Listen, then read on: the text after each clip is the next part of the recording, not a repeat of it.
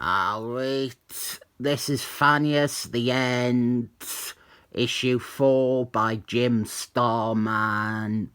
A series and story I really like. But with this issue and this video, I am debuting the use of a new term. I think this belongs on TV tropes. I think this is a great observation.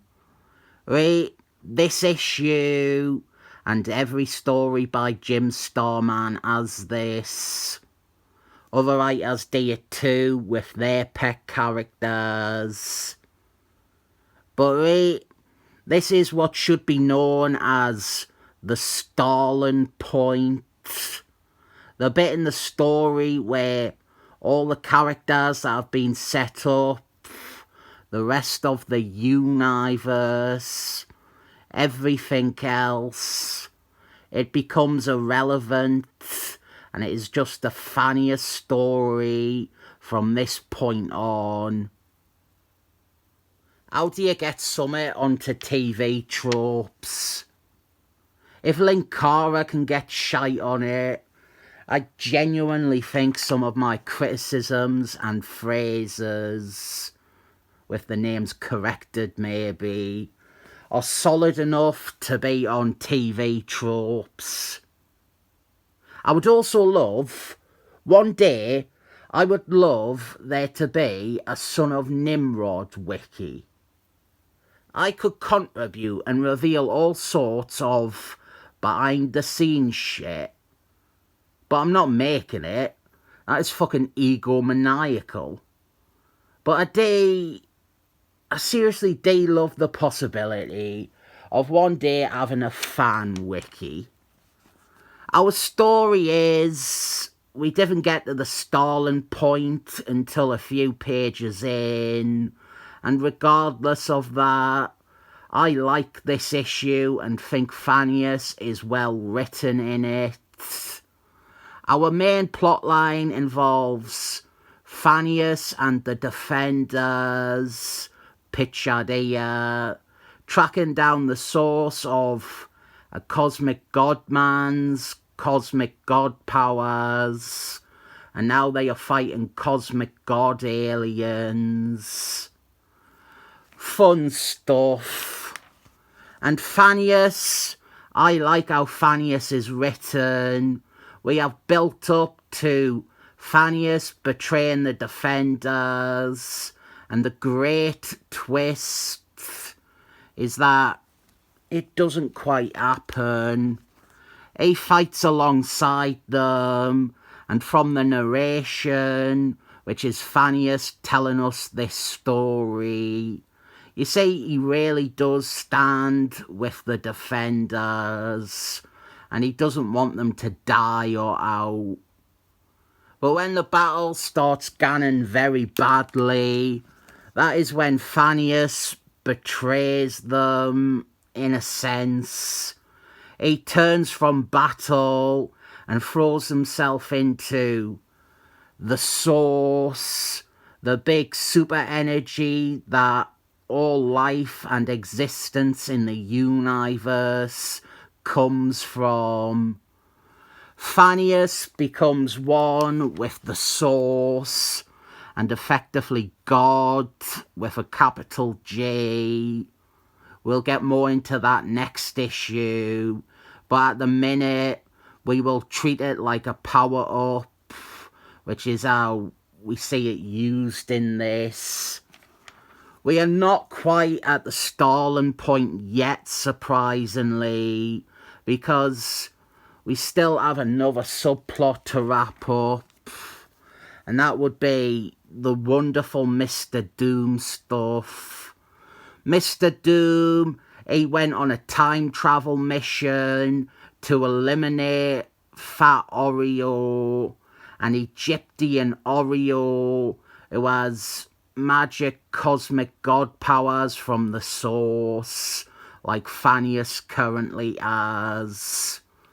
When Mr. Doom faces Fat Oreo, Thanius shows up and saves Mr. Doom.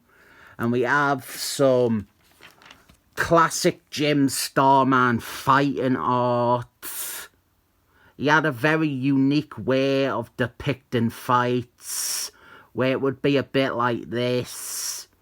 Not panels, but a splash page featuring different parts. Almost like a montage, I guess. And here is the double spread version of that. If you like Jim Starman, you should like this. I have never thought Jim Starman was a great artist, but he's definitely a respectable one. He always gives it a good old-fashioned try, and some stuff might look a bit jank or off, but usually a comic drawn by him is, as a whole, a very admirable effort. So Thanius, he defeats Fat Oreo, obviously. It's Jim Starman, obviously Thanius wins. And we have an amazing Thanius monologue when he talks to the defeated Fat Oreo. We have not done a reading in a while, so I have come to judge you, Oreo. You dreamed and schemed beyond your station. That I can understand. But in doing so, you challenged me. That... And you've got to turn the page here, annoyingly messing this up.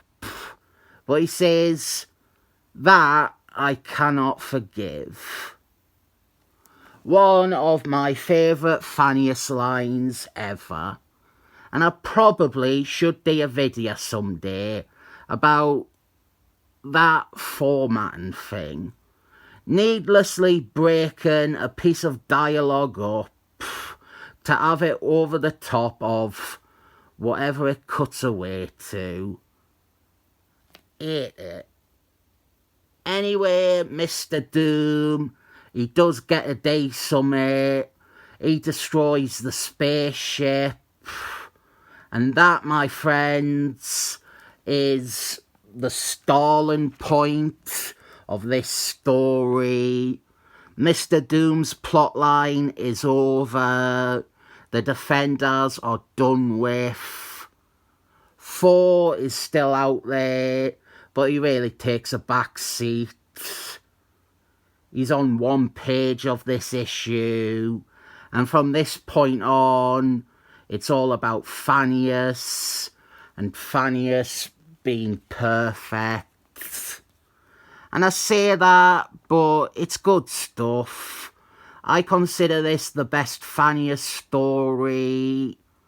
I hate that Jim Starman, he kept coming back and writing Thanius after this, because this was the perfect way for him to bow out.